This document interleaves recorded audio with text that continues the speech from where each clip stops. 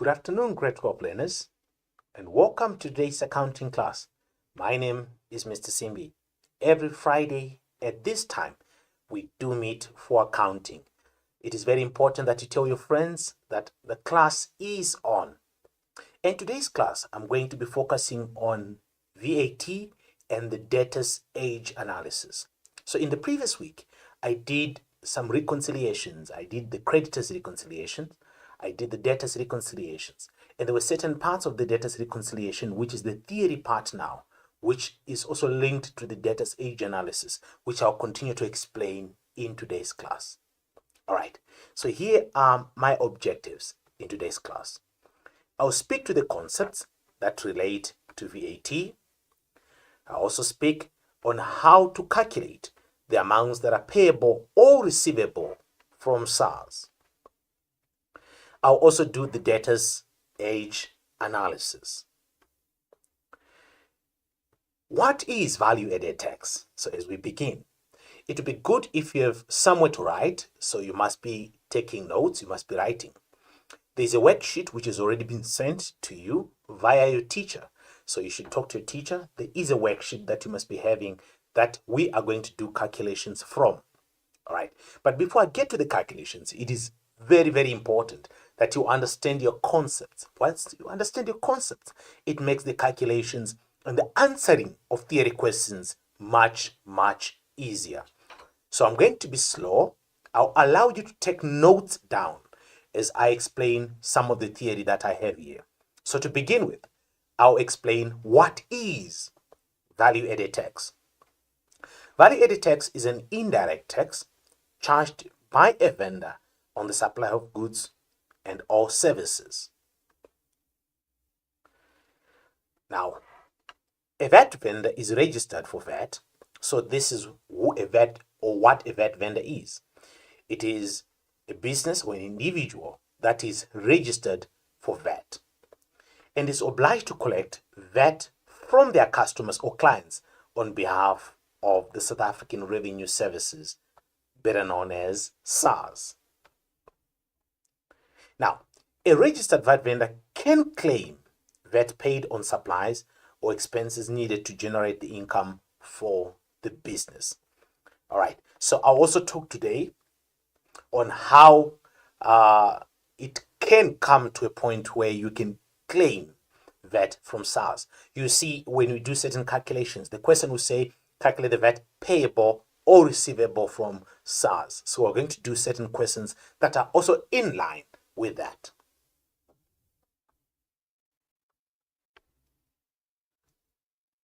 Now, what is a registered VAT vendor? A registered VAT vendor is a business enterprise that is registered for VAT. Already you know, where can one register for VAT? Certainly at SARS. Now, there are two types of registrations that I'm going to speak to. Two types of registrations. The first one is what we call compulsory registration. Now, this applies to any business whose annual income exceeds 1 million. These businesses are required to register as a VAT vendor. So if you are a business and your annual income is exceeding 1 million, you are then required to register as a VAT vendor. So we call this type of registration compulsory registration. My second type of registration is voluntary registration. Now, this applies to any business whose annual income is less than 1 million. Such businesses, therefore, may voluntarily register. So if your business has an income of less than 1 million, therefore, it does not fall into the category of compulsory registration. But however, your business must also be able to make an annual income of more than 50,000. So it can be below 1 million, but it has to be above 50,000 annually. Therefore, you can voluntarily register for value-added tax. There are three different kinds of supplies. Three different kinds of supplies. So the first kind of supply is what we call zero rated supplies. Okay, the second one, I hope you're writing down, because the second one is called the standard rated supplies. So we have the zero rated supplies. The second one is the standard rated supplies. And then lastly, we have the exempt supplies. So you will see, when we do calculations, the examiner will bring all these kind of terms, your zero rated, your exempt supplies. Whenever they speak about the standard rated supplies, you will see that we'll be calculating our VAT at 15%. Okay, so you have to know the zero rated supplies, your standard rated supplies, as well as your exempt supplies. It is very important that you know what these are. Let's look at them one by one. Okay, so your zero rated supplies, these are supplies of goods and services on which output VAT is levied at 0%. So VAT is levied on those goods, but at 0%. All right. Now, examples of these goods are your brown bread, your maize products. We have rice, milk, fruit, vegetables. So all of these ones, they are levied VAT at 0%. These are what we call zero rated supplies. And then the next one, we have our exempt supplies. Our exempt supplies. These are goods or services that are not charged VAT. All right.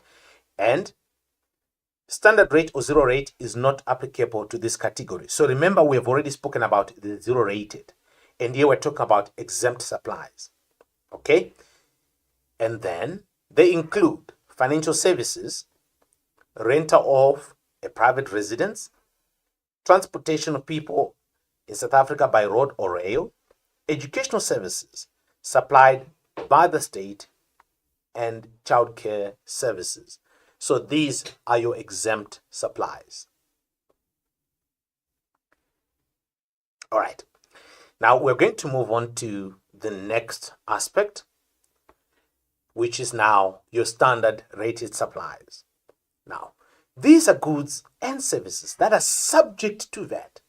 They are subject to VAT, but they are charged at 15%. At 15%. So, goods are not exempt items. They are not zero rated items. These are your standard rated supplies. So the examples are vast. We cannot even finish them because there is quite a number of them. As long as they are not exempt items and not zero rated items, then we call them standard rated supplies. Remember, there are special other taxes that I'm not touching in here. I'm just touching the surface. So I'm going to move on from here now. Okay. One of the key aspects that you have to understand is what is input VAT? Input VAT. Now, input VAT, this is VAT charged to or paid by a vendor when buying goods or services from another VAT vendor. Okay, so here is the supplier. This is our supplier, the warehouse, the supplier. Okay, so this is our supplier. And this is us, the VAT vendor. All right. In order for us to have goods, we will acquire the goods, we will buy the goods from the supplier. And when we do so, when we buy these goods, we will pay VAT, okay, when buying goods or services from another VAT vendor. So in other words, the supplier is also a VAT vendor. So the VAT that we pay when we acquire these goods, that is what we call input VAT. Input VAT. All right? So the other way to simply understand input VAT, you simply follow the goods. That is the simplest way. Follow the goods.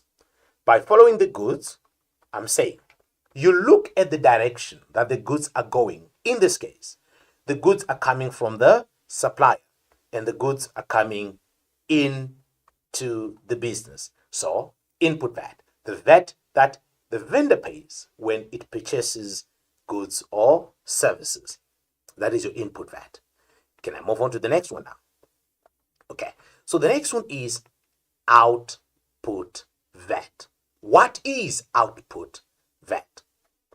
Output VAT is VAT charged by a vendor when it sells or renders services. So, this is us, remember? So we have bought the goods now from the supplier. We have the goods in the business. The idea of us buying the goods is so then we can sell these goods. So we have the goods with us in the business. All right? And then we need to sell them to the consumers. So these are our consumers here. When we talk about output VAT or output tax, it is then included in the price charged for goods or services. So when customers come and buy goods, we will then collect that VAT. So the VAT that we collect when we sell goods to our customers, that is what we now call output VAT. The VAT that we collect. Remember, we're collecting it on behalf of SARS. So it is the VAT that we collect when we are selling goods now to our suppliers. That is our output VAT. The calculation of VAT is greatly important. You'll find that in most exam papers, the questions that come require us to calculate VAT. You have to know that we are given amounts that are exclusive, then we have amounts that are inclusive, and we have the VAT itself. How then can you tell whether the amount is exclusive, or it is the VAT, or it is inclusive?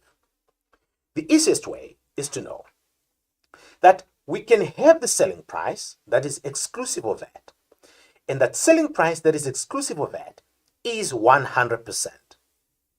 The selling price that is exclusive of VAT is 100%. Then we will now get the VAT. Remember, I spoke about the standard rate. So we will now have our VAT, which is 15%. Very important that if we add VAT to our exclusive VAT amount, we will now arrive at the selling price that is inclusive of VAT. It simply means selling price that includes VAT in it. So we had 100 that was exclusive of VAT. Then we added 15% of VAT to give us selling price inclusive of VAT 115. So as I do certain calculations today, you have to understand, once I say the amount is exclusive, I'm going to use 100. Once I say VAT, I'm going to use 15. But if I say it is inclusive of that, I'm going to use 115. If we're good, let's go on to the next one. Oh, so we're going to begin the first activity. And I know you guys are ready, okay? So if you guys are ready, make sure the calculators are closed. I need those calculators. You have to have somewhere to write. So you must be having a paper where you can write certain calculations down. Okay, are you guys ready? All right, if you guys are ready, let's start calculating. So our activity 1 is from the DBE prelim for the year 2021, and my focus is on question 2. Okay. Forever traders required. Tom Smith is the sole owner.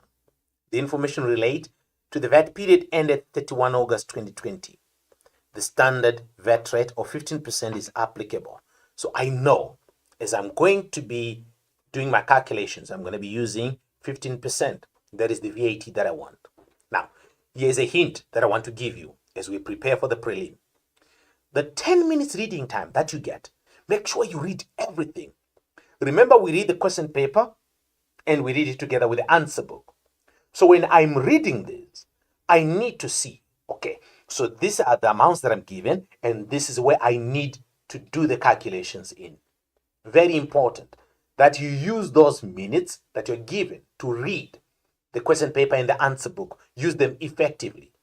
And one of the most important things is, what are the demands of the examiner Do not assume you understand what the examiner wants. Read the question, understand it, then apply yourself.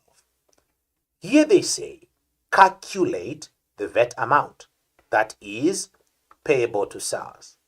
So in this particular question, the examiner already knows that we are going to calculate an amount that is payable. So what the examiner wants is the amount. Whatever amount we're going to calculate, the examiner is already telling us that it will be payable to SARS on the 31st of August. If you're ready, let's see more information. Okay, so here is more information that we're given. All right, so we are given our table. And to make things easy, I opened a simple VAT control account. Believe you me, I know there is several, many ways of calculating the VAT amount that is payable or receivable from SARS. But I just wanted to do one common way, one simple calculation, one simple approach that can bring all of this together. So I'm going to use a VAT control account. Remember you did this in grade 11. In grade 11, you opened your input VAT account, you opened your output VAT account, and then you summarized these in the VAT control account. I'm just going to open a VAT control account, and then I'm going to do everything in this VAT control account. Are we good? Okay. Now, information. Amount due to SARS. Hey, very important, very important. Did you get this one? Amount due to SARS. So it simply means from the previous period, as of the 1st of August, we have an amount that is due to SARS. So if it is due to SARS, a simple question, who owes who? This is settled. We owe SARS. Whenever we owe, we are talking about a liability. So this amount is a liability. So if it is a liability, I know that my liabilities increase on the credit side. Are we together? So I'm going to come to the VAT control account. On the credit side, I'm going to put that amount due to SARS. So I'm going to come here and I'm just going to call it balance here. And I'm just going to say 31,470 because they said due to SARS. The other side of it is when they would have said amount due by SARS. Did you get this one? Okay, can I say it again? All right. The second version is when they say amount due by SARS. If they say amount due by SARS, it simply means SARS owes us. To us, it's considered an asset. Therefore, would have brought it to the debit side. But in this question, they said amount due to SARS. Hence, we have put it on the credit side. Again, I know there's 1,000 million kinds of ways in which you can do this. But in this lesson, I'm going to use the VAT control account. Okay. So can we begin? Make sure you have your calculator close to you. All right. The first one reads total sales. So once I have my total sales, I need the VAT. Here I was given the VAT exclusive and I was given the VAT inclusive. What percentage is VAT exclusive? 100. What percentage is VAT? 15. 100 plus 15 gives you 115. Are we good? Okay. Now, I want to get this one. I want to get this question mark here. How do I go about it? There must be a quick way of doing that. What about getting the difference between the two? If I can get the difference between my exclusive and inclusive amount, then I get the VAT. Okay, let's see if we can do that quickly. So, I'm going to say 615,250, 615,250 minus your 535,000. Your 535,000. That is going to give me a VAT amount of 80,250. So I know I have 80,250. I know that one. The question then is, do I record it on the input side or the output side? I gave you a hint earlier on. The quickest way is to follow the goods. This is sales. So when we sell, goods are going out. So I'm going to bring it to my output VAT. So come here, and then I'm going to get my 80,250. Are we good? Let's go on to the next one. The next one says purchases of stock. All right. And then here, what am I given? I'm given the 115. What do I need? I need 15. So it simply means I'm going to take that amount. I'm going to multiply it by 15 over 115. That is what I want to do to get the VAT amount here, because I'm given the inclusive. And what I want is the VAT. So let's do that together. So what I'm going to do, what I want is 15. But what I have is 115. And then I'll say, multiply that by my 442,750. That will now give me an amount that is, how am I to get the same amount as what I get on my calculator? Yes, that is 57,750. So I'm going to come here. Where do I put that 57,750? Purchases. When it's purchases, remember, I gave you another trick. Look at the direction of the goods. Purchases, input VAT. So I'm going to come here, then I'm going to record my 57,750 over there. Okay. I'm going to go on to the next one. The next one is discount received from suppliers. Very important. Discount received from suppliers. You need to read this properly, because once you make a mistake and assume that this is discount allowed, then you're going to make an error in recording this amount. But this is discount received. So what we want is 15. What we have is exclusive, which is 100. So multiply that by 15 over 100. So I'll come here, then I'll now say, what I want, remember, I want 15. And what I have is 100. And then I'm going to multiply that by 11.5. And then that's going to give me 1,725. But this is discount received from suppliers. So it means that amount is going to decrease my input VAT. If it's going to decrease my input VAT, I'm going to put it on the output VAT. So I'm going to come here, I'm going to put my 1,725 over here. 1,725. The next one is goods returned by debtors. This one is easy. Let's get the difference. So I can simply get the difference here.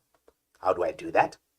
I'm just going to say 25,875 minus my 22,500. And the difference is 3,375. So my VAT here is 3,375. That is the difference. And that VAT, this is goods returned by debtors. When debtors are returning goods, the goods are coming in. So I'm going to bring it to my input VAT. So I'm going to get my 3,375 over here. Are we still okay? Okay, let's go on. The next one. The stock taken by the owner at cost. The stock taken by the owner at cost. All right. So during the week, one learner asked me, Mr. Simbi, during your classes, you are always smiling. And I was telling them, that's what accounting does to you. When you begin to enjoy accounting, you're forever smiling. But you can only enjoy accounting when you practice and continue to practice. Once you practice, you continue smiling. Okay, so let's do this one now. It's stock taken by the owner. Stock taken by the owner. What do we want? We want VAT. What percentage? 15. What do we have here? 100. So it's 15 over 100. All right. So we're coming again. So it's going to be 15. It's going to be 15 over 100. And then we're multiplying that by 9,600. How much do we get? 1,440. Now, that 1,440, it's stock taken by the owner. These are drawings. So once the owner takes goods for personal use, those goods are going out. So we're going to consider it output VAT. So I'm going to come here, it's 1,440 440 on the output side. I'm going to come now to the last one, and it reads, debtors accounts written off. What we want here is 15, and what we have is 115. So I'm going to come again, and then I'm going to say, what I want 15. What I have is 115. And then I'm multiplying that by 36,800, like that. And then, okay, let's do that again. I made a mistake over there. So what I want is 15. And what I have is 115. All right. Aha. Then we multiply that by 36,800, like that. And then I get my 4,800. Now, when I have that 4,800, debtors accounts written off. So here we're talking about bad debts here. We're talking about bad debts. And remember, that was your 4,800. Where do I record that? All right. So remember, once you sell goods, it's output VAT. And bad debt simply means some of that money, you're not going to recover it. So in order for you to decrease the output VAT, you're going to put the amount on the input VAT. So you'd find that your bad debts will be here. That is your 4,800 over here. 4,800. Now, I need to see your calculators. Because we are going to close this ledger account off now. We close the ledger account with the side with the highest amount. I don't know if that is correct in English, or from the side with the highest amount. So you simply look for which side has the higher amount. In this case, it is the credit side. So if I add everything on my credit side, how much do I get? I get 114,885. 114,885. And then I'm going to get my balance carry down here now. And then I'm going to say 114,885 minus the 57,750 minus the 3,375 minus the 4,800. And then I will now end up with 48,960. So I'll come here, then I'm going to get my balance brought down, 48,960. That becomes the amount of VAT. We were told already, calculate the VAT payable. So we just needed the rand value, the amount. In terms of it being payable or receivable, we were told already by the examiner, it is payable. So the amount payable is 48,960. 48,960. Are we good? All right. So I'm going to move on to the next activity. Okay. If you have any questions that you want to pose on these ones, please let me know so that I can re-explain. But if there are no questions, then let's go on to the next activity. Let's go. All right. So here is the answer. Remember, if it was a credit balance, it simply means it is a liability. Okay, a credit balance means a liability. A debit balance means it is an asset. Therefore, we will receive the amount due by SARS. Okay, activity 2. Activity 2 is extracted from the Eastern Cape prelim for the year 2023. Okay, remember, the prelim is around the corner. It's only a couple of days now. I want to encourage you to study. Very important. You can only become better when you practice. Let's go. Activity 2. The information relates to big stores. For the VAT period ended 30 April, the standard rate is 15%. 2 questions were given here. The first one says, taking into account the errors and omissions. Okay, I like this one now because there are errors and there are omissions. I like the first one. The first one was just straightforward. But in this one, I have errors as well as omissions. Once we've taken these into account, we must calculate the VAT amount that is payable to SARS. So we're being told again, the amount will be payable to SARS. The second question. The internal auditor discovered that the owner, Benjamin, used the VAT collected from customers to pay salaries and bonuses and was not paying the full amount due to SARS on the deadline dates. Okay, so we need to offer advice to Benjamin and explain, and an explanation rather, or reason to support the advice. Okay, so we're going to look at these two questions, but to begin, let's start with 2.1. Okay, so here is our information that we were given, and from this information, we are going to calculate the VAT. We have already been told it is payable to SARS. Okay, and to make life easy, is a simple VAT control account. Okay, now, where do I begin? If you were me, where would you begin? Certainly, information A. Let's go from information A. And information A then reads, amount due to SARS. We've already discussed this. If it's due to SARS, the balance is going to be on the credit side. Here's my credit, and here's my debit. So the balance is on the output side. Balance due to SARS. So I'm coming here to say balance, and I have my 12,750 over here. Okay, are you ready?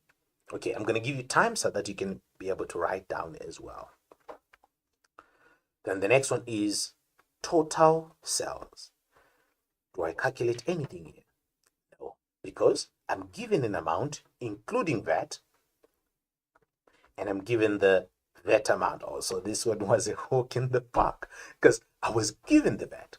All I needed to do was to know whether it's input or output VAT. The calculation part, the examiner had me sorted. So I'll come, then I'll say total sales. Is it input or output? What do we do? Follow the goods. Which direction are the goods going when we sell? Output. So I'm going to come to my output side, and I have my 63,450. 63,450. Can I go to the next one? So I'm done here. The next one then says credit purchases. Purchases. All right. So once there's a purchase, goods are coming in. So I'm going to bring it to my input VAT. I'm going to come here and say 21,900. That is my credit purchases. Goods are coming in. To make life easy, I follow the goods. Goods coming in, input VAT, 21.9. Let's now come to information C. Errors and omissions noted. It reads, stock taken by the owner at cost price 4,300, excluding VAT, was not recorded. So this one was an omission. We have stock taken by the owner, which was not recorded. So we are told here the amount is 4,300, excluding VAT. And what I want is 15. Excluding means 100. So what was the VAT amount? I'll come here then. Then I'll say again, what I want is 15. And what I have is excluding VAT. That is 100. And then I multiply this by 4,300. By 4,300. And then once I'm done, I get 645. So my answer here is 645. The question then is that 645, is it input or output VAT? Stock taken by the owner. These are drawings. We have discussed this before. You remember what I said? Goods are going out, so it's going to be output VAT. So I'm coming here to say 645 over here.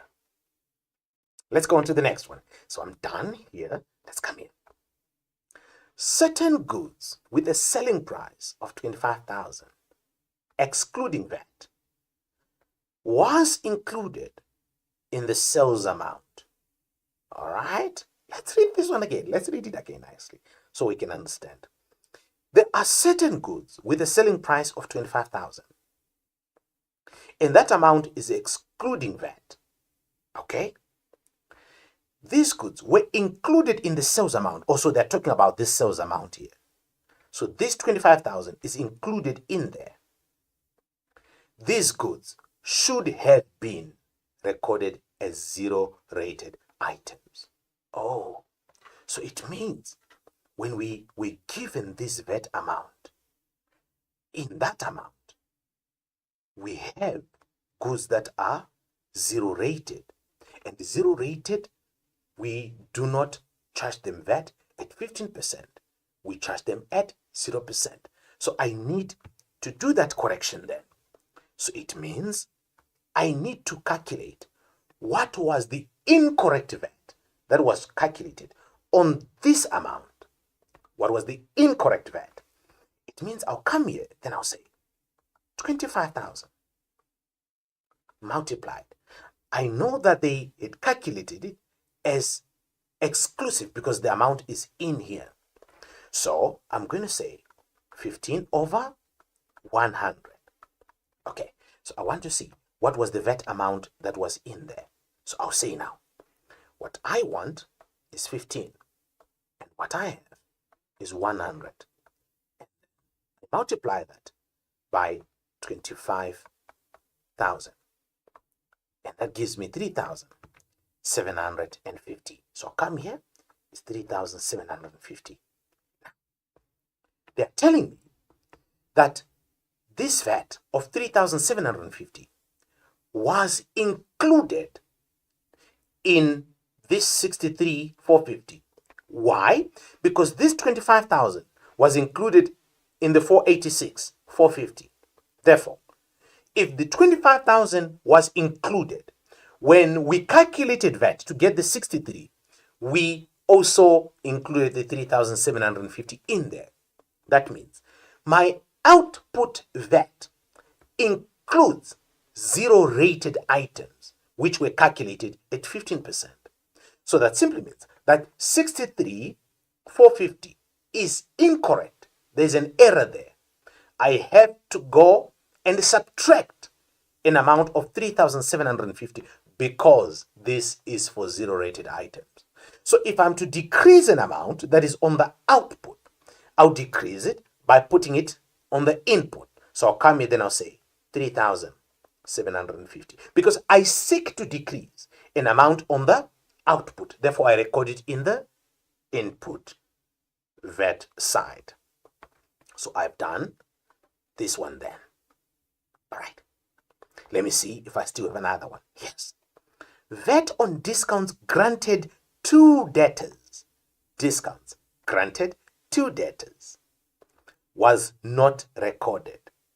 The total discounts allowed, 14,720.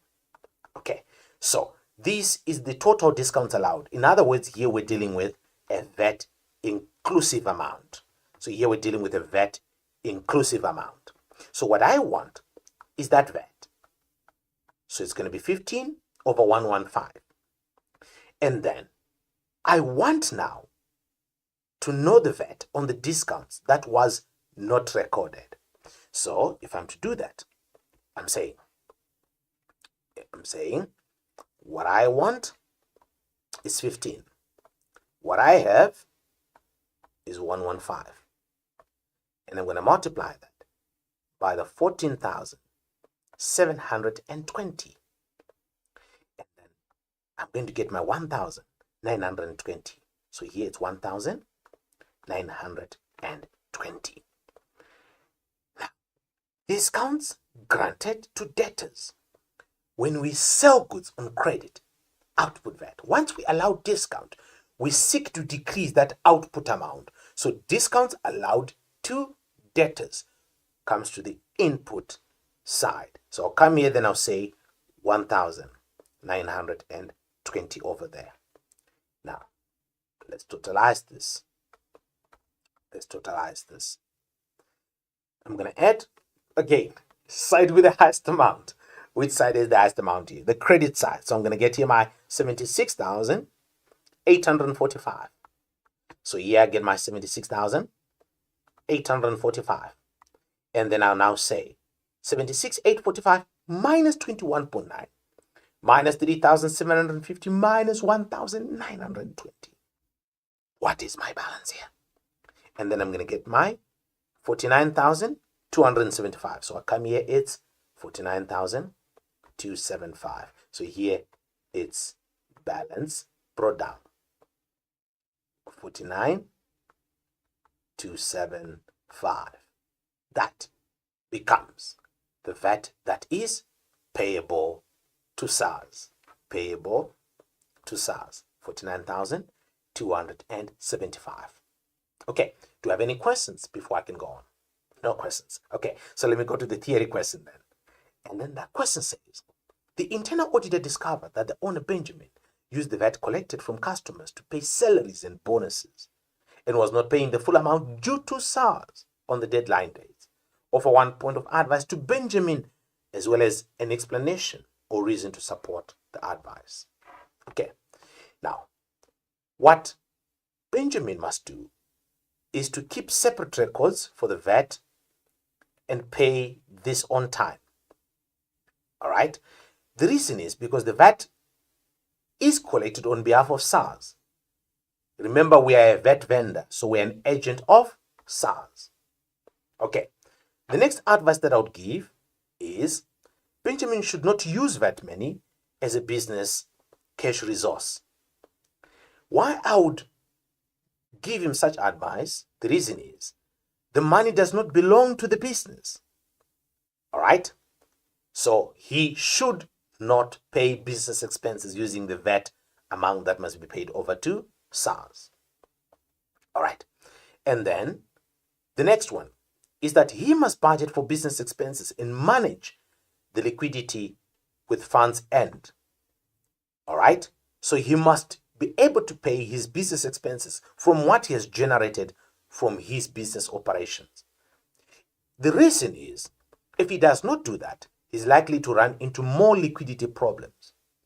And remember, once he defaults to pay to SARS, it is a crime and the business can be sued. And if SARS finds out, the image of the business will be compromised and we may lose customers in this case. So it is very important, dear learners, that when you are preparing for the prelim, you have to study around the ethics and internal controls that relate to SARS. Do not leave it for the last day. Begin as soon as yesterday. Okay. Now that we are done with our value-added tax, I'm going to begin the debtor's age analysis. Before I begin this, we're going to take a quick 5-minute break. We're going to go for a break, 5 minutes. And then when we come back from the break, then I will explain the debtor's age analysis. See you in 5 minutes.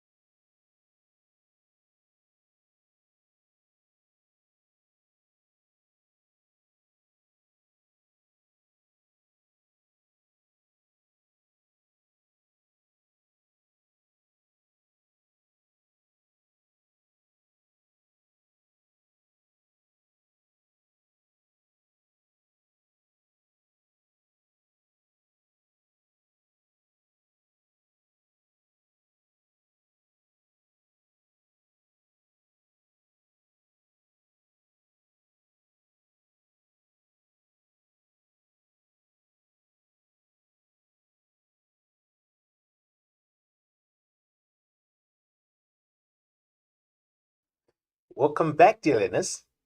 Before the ad break, I promised you that I was going to start the debtor's age analysis.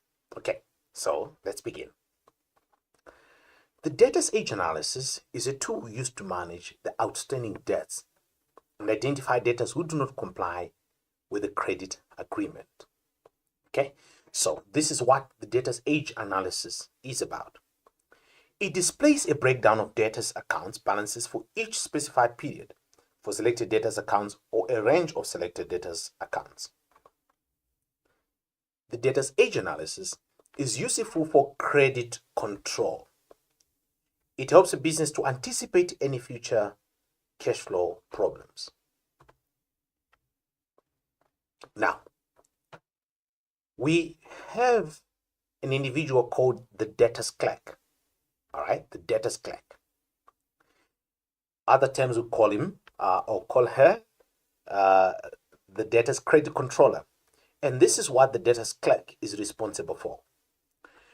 Monitoring debtor's credit rating before extending any credit to the debtor, very important, so that we do not sell to debtors who have a bad credit history. They are more likely to default. And then monitor debtors' accounts to avoid exceeding of credit limit. You're going to see as we do activities that is very key. Ensuring that payments will be paid as per agreement, and then to approve credit sales before any order is delivered to a customer. So these are the tasks of a debtor's clerk.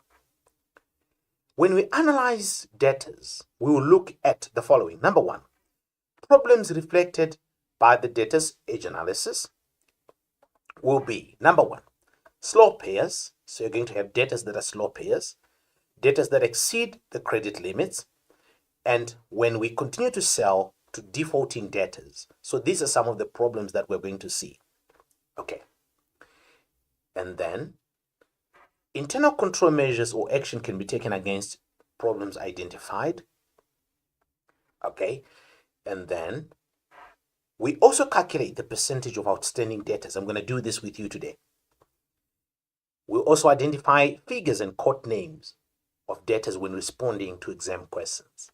Very key that we just don't write sentences, but we need to have figures. We need to quote figures, amounts, as well as percentages when we do so. Now, in order for that to be practical, let's go to the Gauteng prelim for the year 2022. Definitely went paper 2. And then here's our first activity, debtors age analysis. And this question reads, ragdoll traders.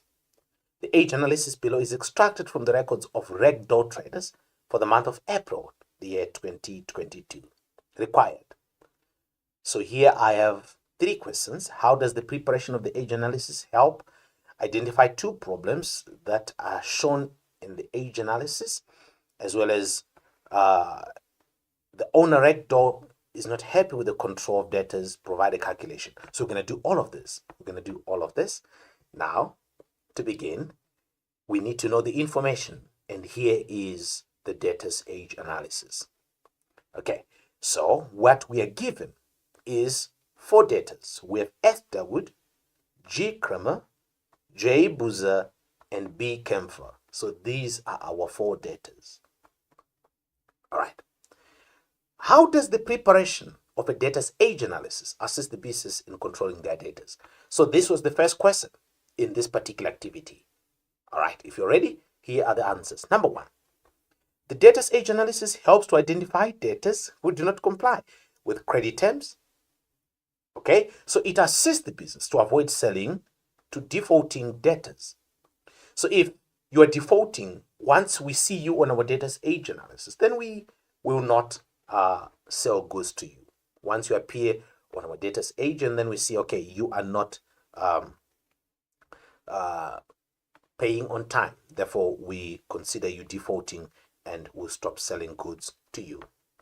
The next one, the business can identify debtors who are slow payers.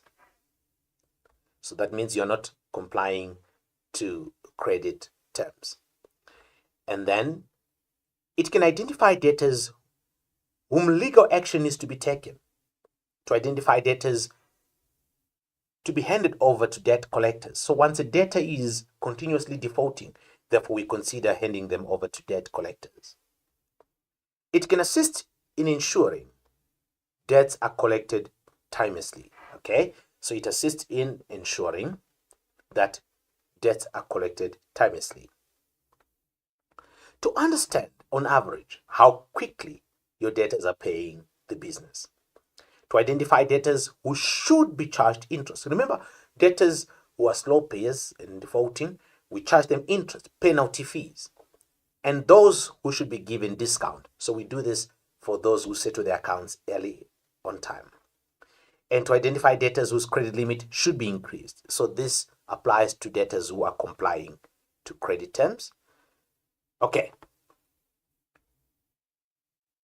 Here's the information. Okay. Question number 1 then. Identify a problem with evidence and figures. And we must also give internal control measures to correct the problem. So, once we look at our problem, number 1, we look at the credit terms. We look at the credit terms. That is, the days that we have given. Debtors are usually settle their accounts within 30 days. So our terms are 30 days. And we also look at our limits. Okay, our credit limits. How much we have put as a limit for each particular debtor. So to begin, let's start with credit limits. Let's begin with credit limits. Do you see any debtor who's exceeding their credit limit? Do you see any debtor? For example, Estherwood, the credit limit is 4,000, but Estherwood is currently owing 6,800. So our first problem is there are debtors, I'm going to write with you, there are debtors who are exceeding, our credit limit. I'm going to just put CL, debtors exceeding the credit limit. For example, we have Mr. S. Derwood. Mr. S. Derwood. Mr. S. Derwood has exceeded their limit by how much? S. Derwood has exceeded by how much?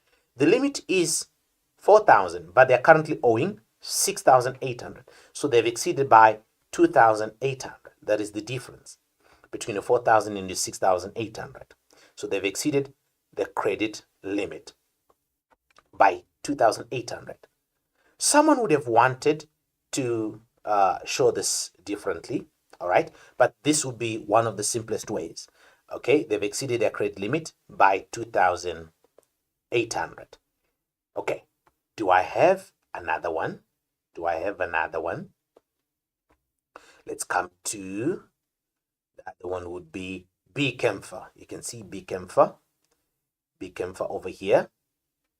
Their credit limit is 5,000, but they're currently owing 5.5. So we're going to have also B. Kempfer. So in the exam, you must be writing exactly the same way I'm writing. B. Kempfer by how much? B. Kempfer is exceeded by 500 rands.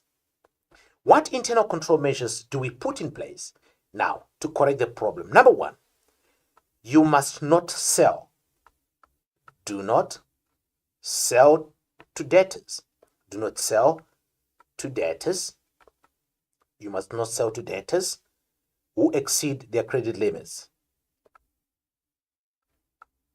Who exceed their credit limits. So we don't sell to these debtors. All right. The next point is that us as a business, we need to ensure that these debtors have credit before we sell to them. Ensure that debtors have available credit. Ensure that debtors have available credit before we can sell to them. Before we sell. So we need to ensure that debtors have available credit before we can sell to them. So this is what I would expect you to do if you were answering this question. So far I've spoken to credit limits. Let me go to the next part. So in the next one, I'm going to be talking on now credit terms. All right, the 30 days credit terms. So do we have debtors who are exceeding credit terms? Do we have debtors who are exceeding credit terms? Yes, you can see here, as Dawood is owing 1,200, that is in 60 days. So we have debtors exceeding. We have debtors exceeding their credit terms. Their credit terms. For example, we have S. Dawood. We have S. Dawood who has exceeded the credit terms. They have exceeded the credit terms. They've exceeded their credit terms with 1,200. That is 1,200. With 1,200, that is owing in 60 days. With 1,200 owing 60 days. Okay, so that already shows us that they are not complying to their credit terms. What do we do? Send reminders.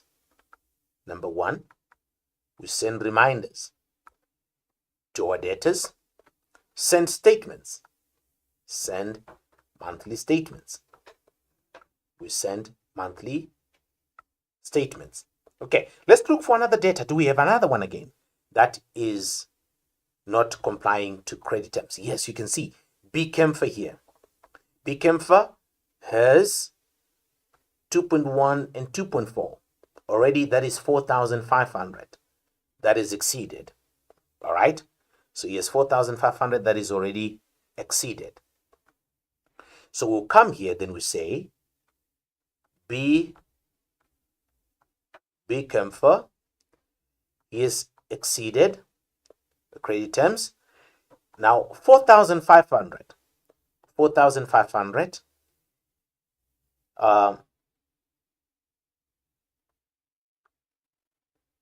is owing, has exceeded.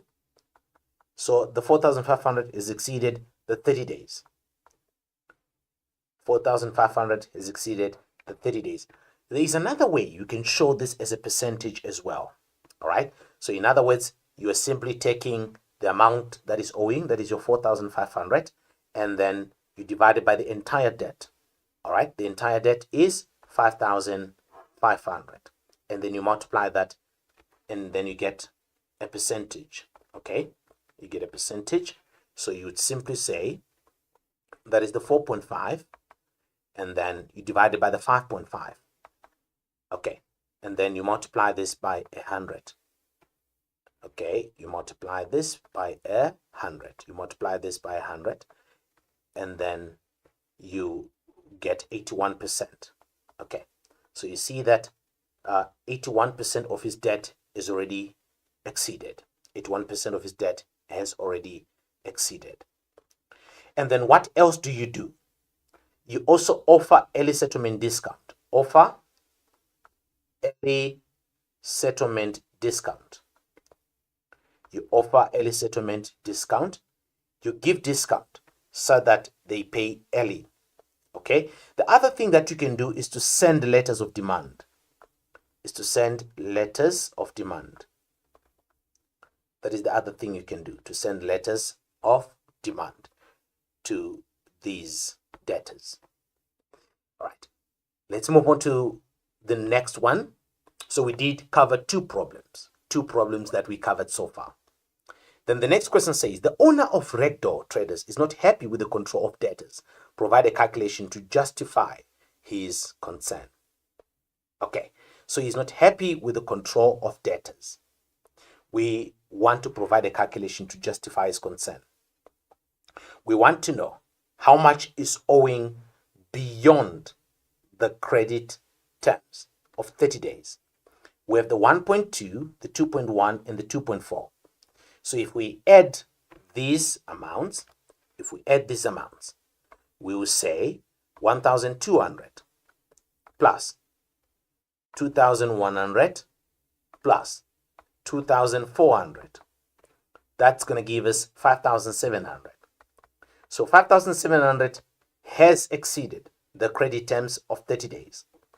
But the entire amount, the total debt, is 19,800.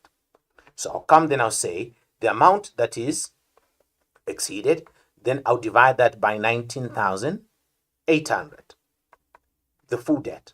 Okay, and then let's multiply this by 100, and then we get 28.8%. Okay, so I simply divide this by 19.8.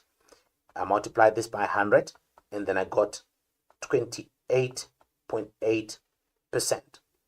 Okay, so we would say, let me round this up. Let me round it up to 29%.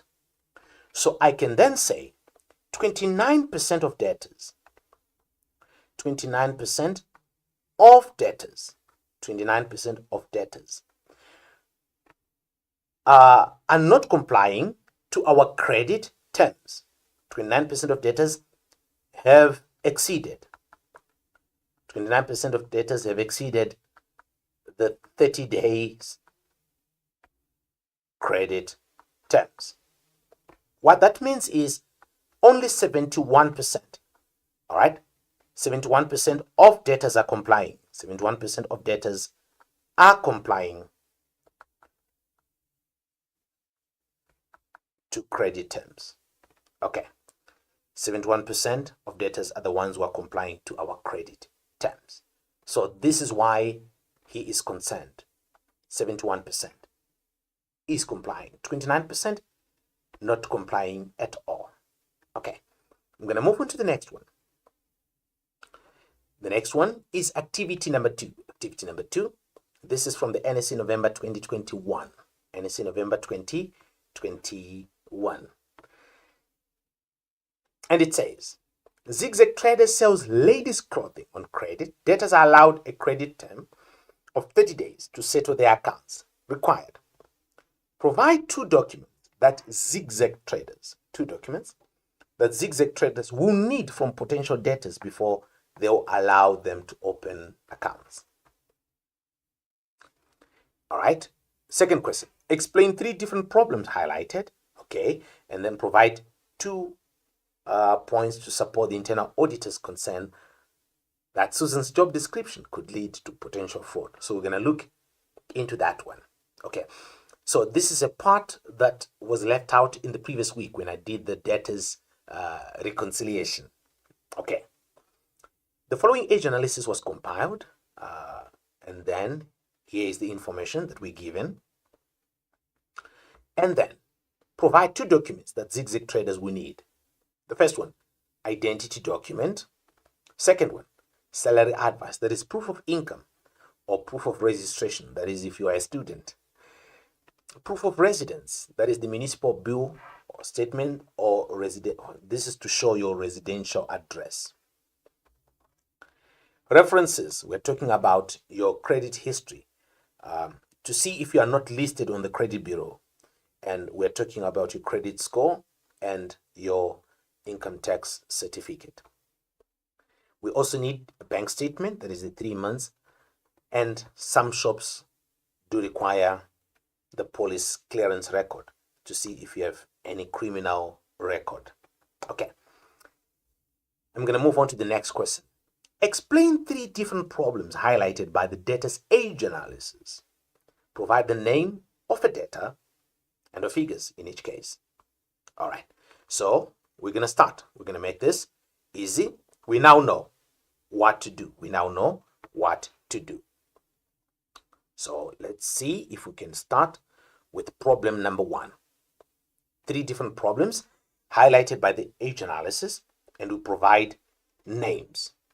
Okay, let's look at the first debtor. Okay, the first debtor that comes is J. Blom.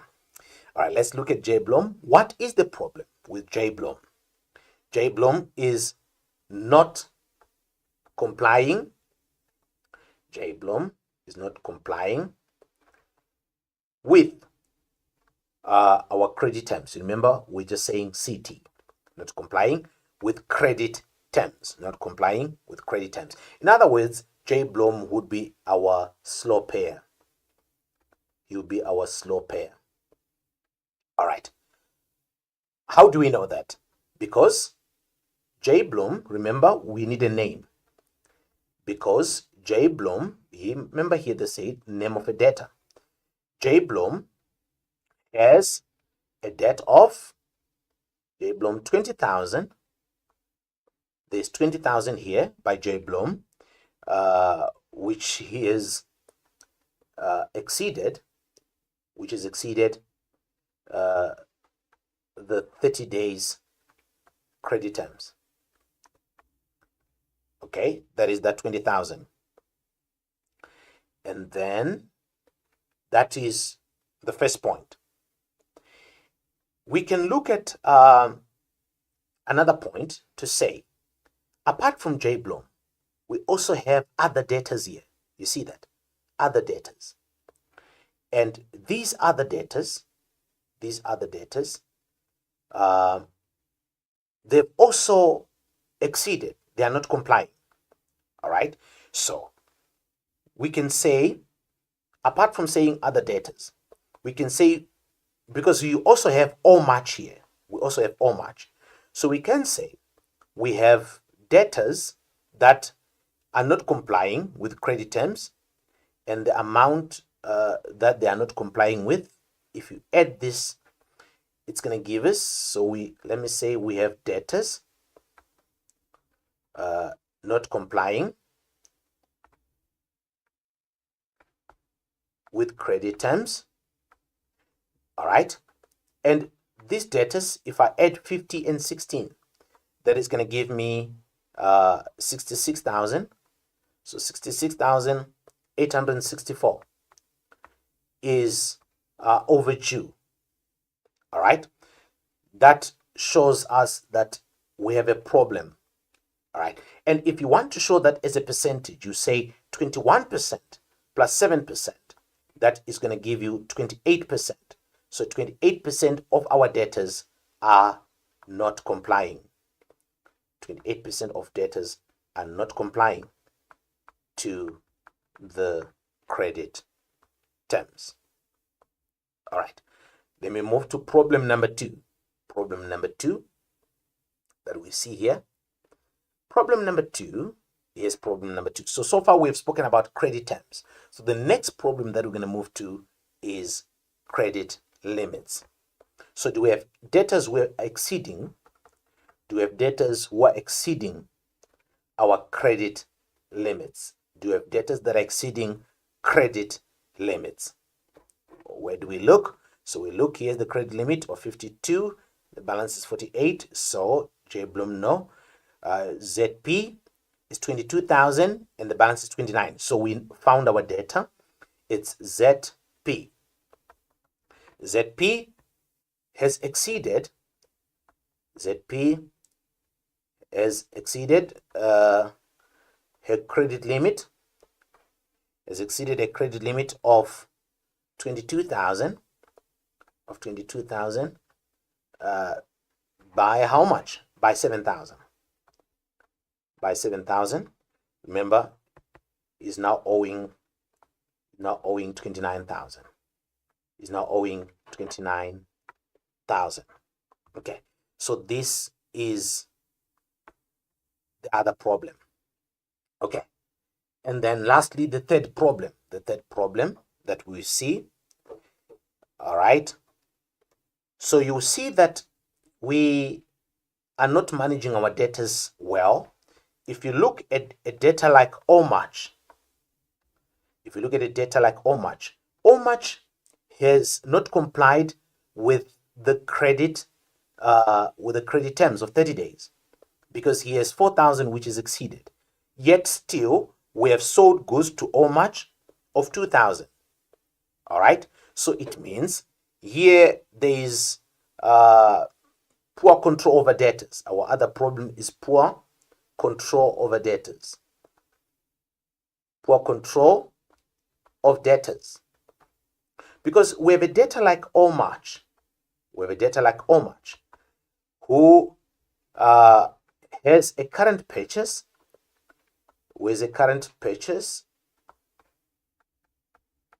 how much is the current purchase of 2,000? Is a current purchase of 2,000. Yet he has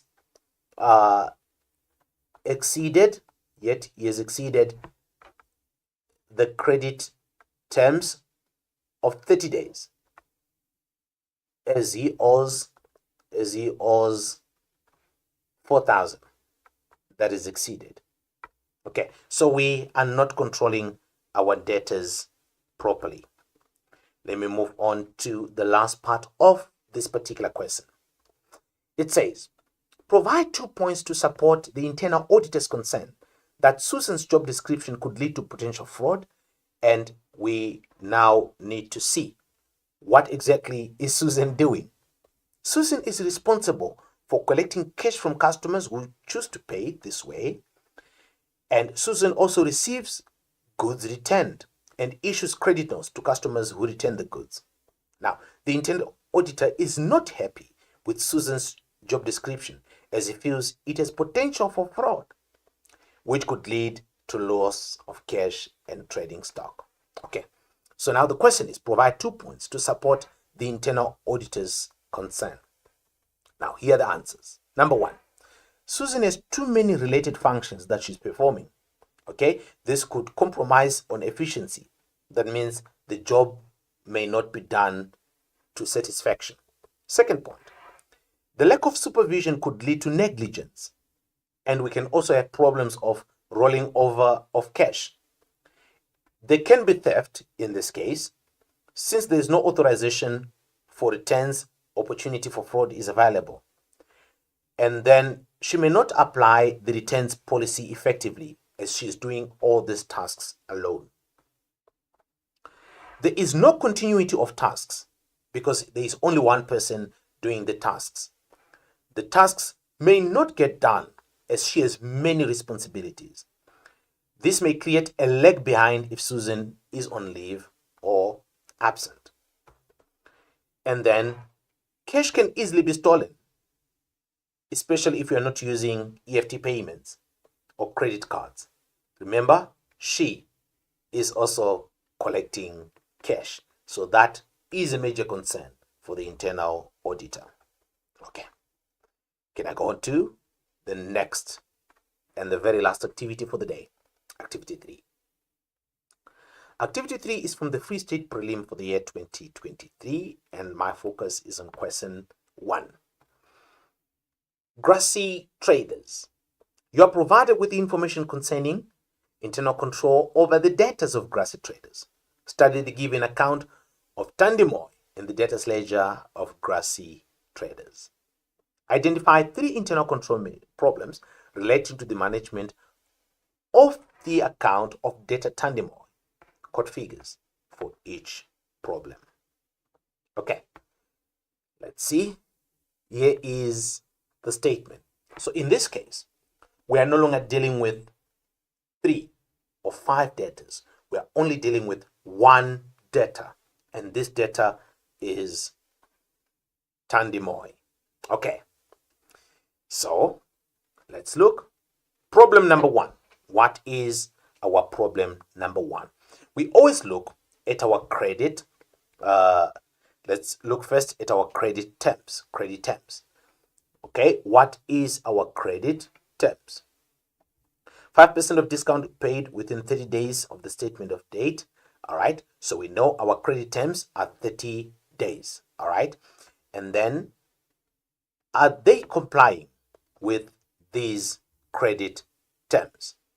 Are they complying with these credit terms? So it is very important that you see if they are complying with these credit terms. Now, we are in the month of February. We're in the month of February, so we are here. But you can see there are amounts that are coming from the previous year. Okay, there's a balance there, and then we have payments that have been made. All right. But if you look closely and you come right at the bottom, you will see that there's an amount of 16,680, which is now owing for 90 days, and 11,330 owing for 60 days. So those are our problems. So first problem is our credit terms. So we say she is not complying or sticking, she's not complying to the credit terms. To the credit terms as you have 11,330, which is owing for 60 days. And you also have 16,680, which is owing for 90 days. So that is problem number one. Problem number one. Okay. Problem number two, you see that in all that we have done, we have not charged her interest. You can see here. We say interest is charged at 2% per month on balances that are 90 days overdue. And we have balances that are 90 days overdue. Yet we don't see any penalty fees here. So that is problem number two. No interest has been charged on balances that are 90 days overdue. Okay. And then the last problem, you can see that we have continued to sell to Tandy. We have continued to sell. We've continued to sell to her. You can see that because she has 15,000, which she has bought in the current month for 15,772. Yet she is not complying to the credit terms. This is there is 16,680 that is due for 90 days. So in this case, we should have frozen this account. We should have discontinued to sell goods to her because she is not complying, and we have gone on still to sell goods to her. So this is some of the simple things that we could have picked up easily in this statement. Dear learners, we've come to the end of today's class, and I hope to see you again next week. Next week, I'm going to be starting a new topic. So if you have a problem with the debtors collection schedule, creditors payment schedule, if the cash budget is your challenge for you, join me next week, Friday, same time, 2 p.m. I'll be here with a cash budget so I can assist you as we prepare for the prelim that is just on the door. Until next time, happy studying.